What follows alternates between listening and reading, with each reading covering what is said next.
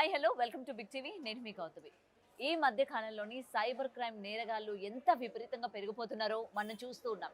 అయితే ముఖ్యంగా cyber crime నేరగాళ్ళు పెరిగిపోవడమే కాకుండా మనం రోజువారీ యూజ్ చేసే వాట్సాప్ని కూడా ఏ విధంగా సైబర్ క్రైమ్ వాళ్ళు హ్యాక్ చేస్తున్నారు అన్న వివరాలు తెలుసుకుని మనతో పాటు రామెత్తు గారు ఉన్నారు. సార్ నమస్తే. నమస్తే అండి. సార్, సైబర్ క్రైమ్ నేరగాళ్ళు ముఖ్యంగా ఈ హ్యాక్ చేసేవి ఏవైతే ఉంటాయో మనం ఈ లింక్స్ క్లిక్ చేయకూడదు, లేకపోతే అన్నోన్ కాల్స్ మనం క్లిక్ చేయకూడదు, ఇలాంటివి విన్నాం. ఇప్పుడు రీసెంట్గా కొన్ని డేస్ నుంచి, ఎందుకంటే నా ఫ్రెండ్స్ కావచ్చు వాళ్ళ సర్కిల్లో జరిగింది. సో వాట్సాప్ ద్వారా వాట్సాప్ అనుకోకుండా మన ప్రమేయం లేకుండా దానికదే టచ్ అయిపోవడం, దానికదే మెసేజెస్ సెండ్ చేయడం, డబ్బులు కావాలని అడగడం. సో దీన్ని మనం ఎలా చూడొచ్చు అంటారు? అండ్ ఇప్పుడు వాట్సాప్లో కూడా ఈ విధమైన హ్యాకింగ్ అన్నది స్టార్ట్ అయిన తర్వాత చాలా డేటా మనం స్టోర్ చేసుకుంటూ ఉంటాం. చాట్ కావచ్చు, లేకపోతే ఫొటోస్ కావచ్చు. సో ఇవన్నీ కూడా హ్యాక్ చేసే అవకాశాలు ఉంటాయా? డెఫినెట్గా అండి. ఈ మధ్యన స్పెషలీ అందరికీ ఏంటంటే వాట్సాప్ అంటే అదొక ట్రస్టెడ్ సోర్స్, దాన్ని ఎన్క్రిప్ట్ చేయడం చాలా కష్టము, దాన్ని హ్యాక్ చేయలేరు అనే ఒక నోషన్లో ఉన్నారు. సో దానివల్ల ఏంటంటే ఈ ప్రైవేట్ టెక్స్టింగ్ ఏదైనా కానివ్వండి, పర్సనల్ మెసేజెస్ కానీ ఏదైనా కానీ త్రూ వాట్సాపే చేస్తూ ఉంటారు చాలామంది.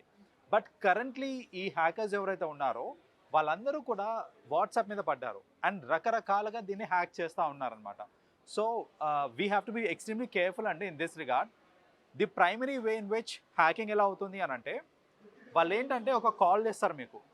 కాల్ చేసి మేము వాట్సాప్ కస్టమర్ కేర్ నుంచి చేస్తున్నాము, లేదంటే ఏదో కస్టమర్ కేర్ నుంచి కాల్ చేస్తున్నాము, మీకు డెలివరీ వస్తుందండి, ఓటీపీ చెప్పండి అనేసి ఓటీపీ చెప్పని అడుగుతారు.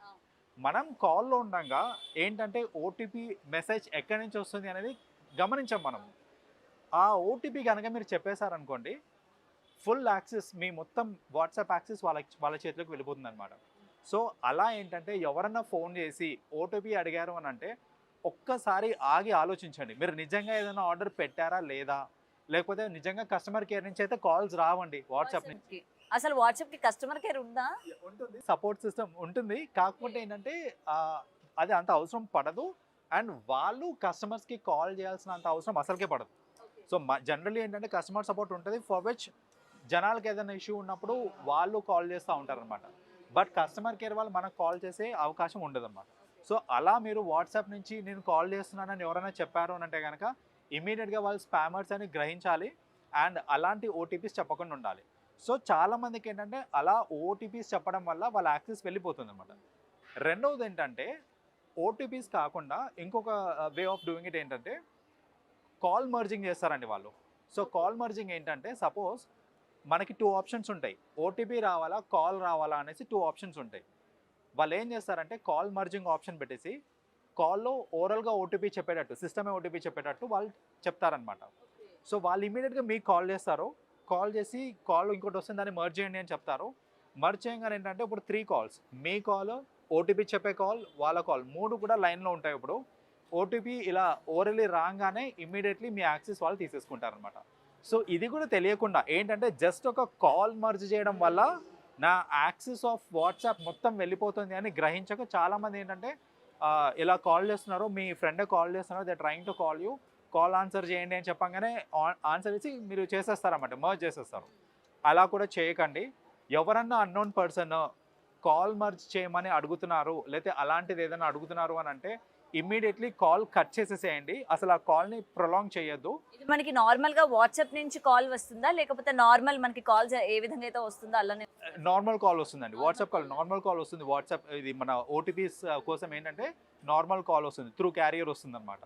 So we should be careful not to merge it. So that is another thing. కొన్నిసార్లు వాళ్ళు ఏం చేస్తారంటే కొన్ని మాల్వేర్స్ అండ్ సాఫ్ట్వేర్స్ ఉంటాయి, అవన్నీ వాళ్ళు ఒక లింక్ రూపంలో పెట్టేసి వాళ్ళు ఏంటంటే లింక్ మీకు మెసేజ్ త్రూ పంపిస్తారనమాట. లైక్ మీకు సో అండ్ సో డిస్కౌంట్ ఉంది, రేబ్యాన్ గ్లాసెస్ మీద 40% ఆఫ్ ఉంది, క్లిక్ ద లింక్, మీకు 40% ఆఫ్లో దొరికేస్తుంది అనేసి. మనం ఏంటి అంత మంచి బ్రాండెడ్ ఇది మన యాక్సెసరీస్ కానివ్వండి, క్లోత్స్ కానివ్వండి తక్కువకే వస్తున్నాయి కదా అని అలాంటి లింక్స్ క్లిక్ చేస్తాము. క్లిక్ చేసిన వెంబటే ఏంటంటే అలాంటి మాల్వేర్ ఏదైతే ఉంటుందో ఇమ్మీడియట్లీ మన ఫోన్లోకి వచ్చేసి దెన్ మన ఫోన్లో ఉన్న యాక్సెస్ మొత్తం మనకి వెళ్ళిపోతుంది అనమాట. ఈ దీనిలోకి వెళ్ళిపోయిన తర్వాత, వన్స్ యాక్సెస్ వెళ్ళిపోయిన తర్వాత వీళ్ళు ఏం చేస్తారంటే ఖచ్చితంగా 99% పీపుల్ వాళ్ళ ప్రైవేట్ మెసేజెస్ అన్నీ వాట్సాప్లోనే పెట్టుకొని ఉంటారు. అది ఫోటో షేరింగ్ కానివ్వండి, లేకపోతే మెసేజెస్ కానివ్వండి, ఏదైనా కానివ్వండి. ఇప్పుడు వీళ్ళు ఏం చేస్తారంటే యాక్సెస్ తీసుకున్న తర్వాత అలాంటి మెసేజెస్ అన్నిటివి స్క్రీన్ షాట్ తీసేసుకొని వాళ్ళు కాల్ చేసి థ్రెటన్ చేయడం స్టార్ట్ చేస్తారు. ఏందనంటే ఇది నేను మీ ఫ్యామిలీ మెంబర్స్కి చూపిస్తాను, ఈ ఫ్యామిలీ మెంబర్స్కి చూపిస్తా, లేదంటే కొన్నిసార్లు ఏంటంటే ఫొటోస్ అవి మార్ఫింగ్ చేసి నేను పబ్లిక్ ప్లాట్ఫామ్లో పెట్టేస్తాను, నీ ఇజ్జత్ మొత్తం పోతుంది, పోకుండా ఉండాలంటే ఇమీడియట్గా నాకు ఇంత అమౌంట్ పంపియు అనేసి అలా బ్లాక్మెయిలింగ్ స్టార్ట్ చేస్తారు. అదొక రకంగా డబ్బులు లాక్కునే విధం అనమాట అది.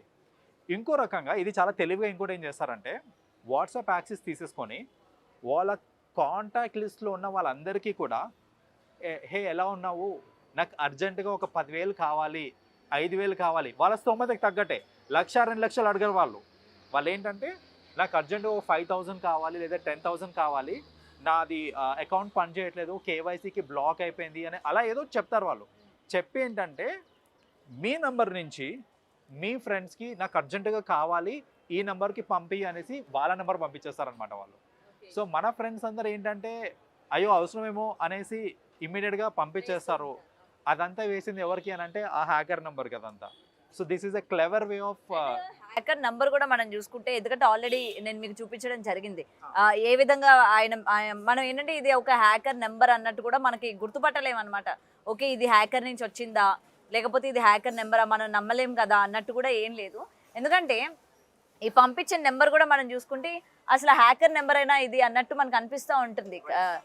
అంటే మనకి ఎటువంటి డౌట్ రాదు, అరే మనకి ఎప్పుడు అడగలేని పర్సన్ అడిగారు కదా, దట్టు ఇందులో నమ్మడానికే ఉంది కదా. ఎందుకంటే ఈ మెసేజ్ చూస్తే మనకి నమ్మేటట్టే ఉంది, అమ్మో నిజంగా ఏ ఆపదలో ఉన్నారో మనం వెయ్యాలి అండ్ అది హ్యాకర్ అని కూడా మనం వెంటనే అనుకోము. సో అండ్ ఇంకొకటి సార్, చాట్స్ కూడా మీరు ఆ విధంగా వాళ్ళు మిస్యూజ్ చేసుకునే అవకాశాలు ఉన్నాయి అని చెప్పారు కదా.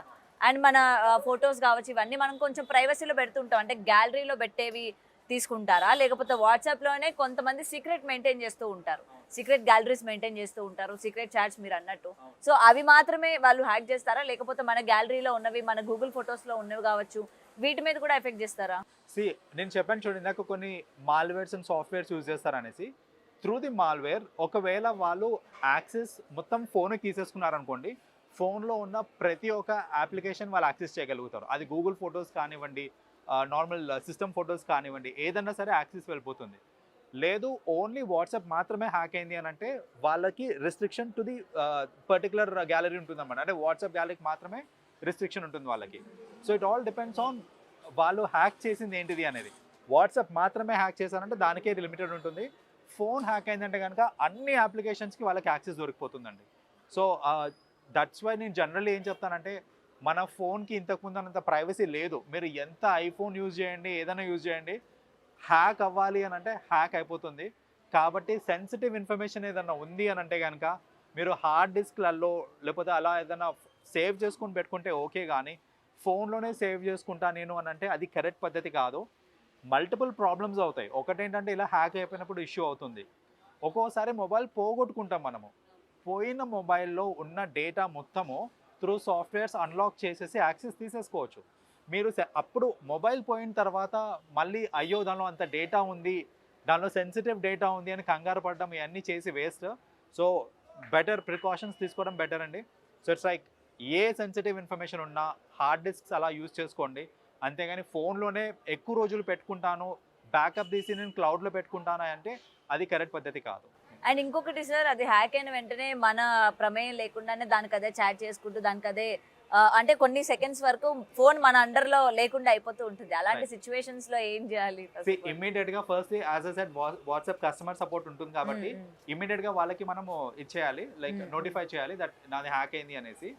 అండ్ ఈ హ్యాకర్స్ కూడా వాళ్ళు ఎంత క్లెవర్ అంటే మాన్యువల్లీ నేను ఒక్కొక్కరికి మెసేజ్ పంపించాలనుకోండి, నాది హ్యాక్ అయింది లేకపోతే సారీ నాకు ఇంత అమౌంట్ కావాలి, నాకు అర్జెన్సీ ఉంది అనేసి ఒక్కొక్కరికి మెసేజ్ పంపించాలని చాలా టైం పడుతుంది.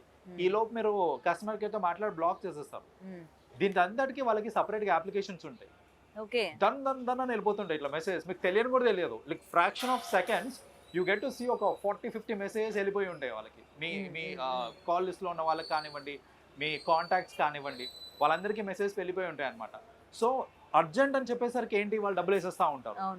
బై ది టైం మీరు కస్టమర్ కేర్కి చెప్పి అకౌంట్ని మళ్ళీ రిట్రీవ్ చేసుకునే లోపు జరగాల్సిన నష్టం జరిగిపోతుంది. సో అందుకనే ఏంటంటే ప్రజలు కూడా అర్థం చేసుకోవాలి, ఇలాంటి రిక్వెస్ట్లు ఏదైనా మెసేజ్ నుంచి వచ్చినాయి అనుకోండి, ఇమ్మీడియట్గా డబ్బులు వేసేయకండి మీరు. ఫస్ట్ ఆ పర్టికులర్ కాంటాక్ట్కి కాల్ చేయండి. కాల్ చేసి మెసేజ్ వచ్చింది నాకు నీ నెంబర్ నుంచి, నువ్వేనా మెసేజ్ చేసింది, నీకు నిజంగా అవసరం ఉందా అని కనుక్కోండి ఫస్ట్. రైట్. కనుక్కున్న తర్వాత మీరు వేసారనుకోండి, మీరు సేఫ్ ఉంటారు, వాళ్ళు సేఫ్ ఉంటారు. ఇప్పుడు అనవసరంగా మీ వల్ల వాళ్ళ డబ్బులు పోవడం అలా it's loss to everyone, right? So అందుకనే ఒక్కటి మాత్రం గుర్తుపెట్టుకోండి, a form of text message, అది త్రూ ఈమెయిల్ కావచ్చు, త్రూ టెక్స్ట్ మెసేజ్ కావచ్చు, త్రూ వాట్సాప్ కావచ్చు, మీ ఫ్రెండ్స్ నుంచి మీకు రిక్వెస్ట్ వచ్చింది అనుకోండి that I need some money అనేసి, ఇమ్మీడియట్గా డబ్బులు వేసేయకండి. ఫస్ట్ ఫోన్ చేయండి. ఇట్ విల్ టేక్ హార్డ్లీ ఒక 30 seconds 1 minute టైం పడుతుంది అంతే. కాల్ చేసి కనుక్కొని అసలు చేసింది ఎవరు, మెసేజ్ చేసింది వాళ్ళైనా కదా కనుక్కొని, ఎస్ జెన్యున్గా మీ ఫ్రెండే అంటే హెల్ప్ చేయాలంటే చేయండి, కాదు అని అంటే you can raise a concern immediately. ఒక్కోసారి వాళ్ళు తెలియని కూడా తెలియదు, వాళ్ళ మొబైల్ హ్యాక్ అయిపోయిందని తెలియని కూడా తెలియదు. అలాంటప్పుడు ఎందుకంటే బిజీ వర్క్స్ లో ఉంటాము, మన హ్యాక్ అయిందని తెలీదు. కొన్నిసార్లు ఎవరైనా కాల్ చేస్తున్నా సరే మనం లిఫ్ట్ చేసే అవకాశం కూడా ఉండదు. సరే నిజంగానే ఆమె టెన్షన్ లో ఉందేమో, ఫోన్ లిఫ్ట్ చేయట్లేదేమో, మనం వేసేద్దాంలేమని అన్నట్టు వీళ్ళు వేసేస్తూ ఉంటారు కొత్త నెంబర్ పెట్టేసరికి. రైట్. సో అది అవ్వకుండా చూసుకుంటే సరిపోతుంది. ఈ ఒక కాల్ చేస్తే ఇట్స్ ప్రికాషనరీ యాక్షన్ అన్నమాట. సో మోస్ట్లీ ఇలాంటి మోసాలన్నీ అవ్వకుండా చూసుకోవచ్చు మనం. అదే. సో ఇప్పటి వరకు వాట్సాపే సేఫ్ అనుకున్నాం, కానీ ఇంకా దాన్ని కూడా హ్యాక్ చేస్తూ ఉంటే ఇంకా మనకి సేఫెస్ట్ ఏముంది, మన ఫోన్ సేఫ్ కాదని మీరు ఆల్రెడీ చెప్పేశారు. ఇంకా మనం ఎక్కడ సేఫ్గా మాట్లాడుకుంటారు, ఎక్కడ సేఫ్గా అన్నీ కూడా స్టోర్ చేసుకుంటూ ఉంటారు. అండ్ ఆఖరికి ఇది కూడా హ్యాక్ అయింది. సో మీరు అన్నట్టు ప్రజలకి అవగాహన రావాలి ఇప్పటికైనా, వాట్సాప్ అసలు ఏం జరుగుతుంది ఏంటి, మనం ఏం స్టోర్ చేసుకున్నాం, ఎలాంటి మెసేజెస్ వస్తున్నాయి, ఎంత కంగారులో ఉన్నా కూడా మనం దాని మీద ఏకాగ్రత పెట్టాలి. ఎలాంటి మెసేజ్ వచ్చింది, మనం వెయ్యొచ్చా వెయ్యకూడదా అన్నది. ఎనీవే ఎవ్రీ టైం మీరు మంచి ఇన్ఫర్మేషన్ మాకు అందిస్తూ ఉంటారు. సో అవేర్నెస్ కూడా కల్పిస్తూ ఉంటారు. Thank you so much sir. Welcome అండి. Thank you. For more videos like this, subscribe Big TV channel.